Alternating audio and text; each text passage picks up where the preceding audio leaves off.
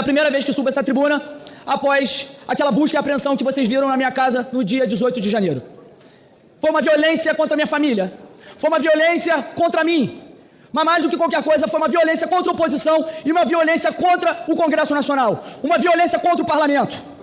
Eu fui recebido na minha casa no dia 18 de janeiro de uma forma como se fosse um bandido, como se fosse um traficante, como se fosse um corrupto. A Polícia Federal entrou na minha casa, não como o diretor-geral da Polícia Federal está dizendo, que foi uma operação padrão. Pularam a minha casa, entraram pela janela da minha casa, bateram na porta do meu quarto, espancando aquela porta, no quarto onde dormíamos, eu, minha esposa e minha filha de 1 ano, como se eu fosse um bandido. Naquele momento, eu acordei assustado, deputado, Polícia Federal, abra a porta. E a primeira coisa que veio na minha cabeça é o STF, é Alexandre de Moraes. Abri a porta, fizeram toda a diligência, não sabia do que se tratava. Mas quando eles foram embora, fiquei sabendo pela imprensa do que se tratava. Era mais uma etapa da Operação Lesa Pátria. Para mim é desagradável surpresa, porque quem me conhece sabe que naquele dia do 8 de janeiro, em momentos anteriores, eu nunca apoiei o 8 de janeiro. Eu nem sequer sabia do ato do dia 8 de janeiro, eu fui saber um dia antes que as pessoas estavam indo para lá. Eu não sabia, porque eu estava naquele momento preocupado com o futuro da minha filha que havia acabado de nascer. Estava cuidando da minha filha, ajudando a minha esposa a cuidar da nossa pequena Sofia. Não sabia de nada que tinha acontecido. Inclusive, fiz postagens todas falando a respeito daquela situação lamentável, falando que aquilo não era aceitável, que era horrível para nós conservadores e que inclusive isso seria utilizado por Lula e o seu consórcio com o STF para justificar a tirania e todos os abusos de autoridade que vêm sendo cometidos agora, de mais recrudescidos contra todos nós. Eu nunca incitei, eu nunca troquei conversa com ninguém a respeito do 8 de janeiro, e mesmo que eu tivesse, qualquer um que queira se manifestar pacificamente tem esse direito garantido pela Constituição. E desumanizar a oposição, fazer com que pareçamos um bando de malucos golpistas e assim ter discurso para essa imprensa militante para nos perseguir. Cabe ao judiciário apenas julgar e não investigar e deputados e cidadãos comuns. Obrigado. Com vergonha, ditadura, ditadura!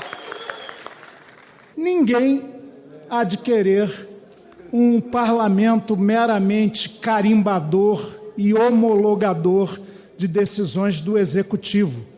Sabemos, isso está esculpido na Constituição Cidadã de 1988, que os poderes da República devem ser harmônicos, o que não significa não ter divergências e contradições e diferenças, e independentes. Muito bem, ninguém quer, portanto, um parlamento carimbador.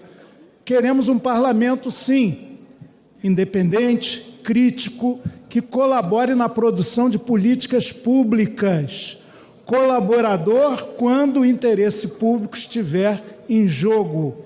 Nosso papel também é eminentemente fiscalizador.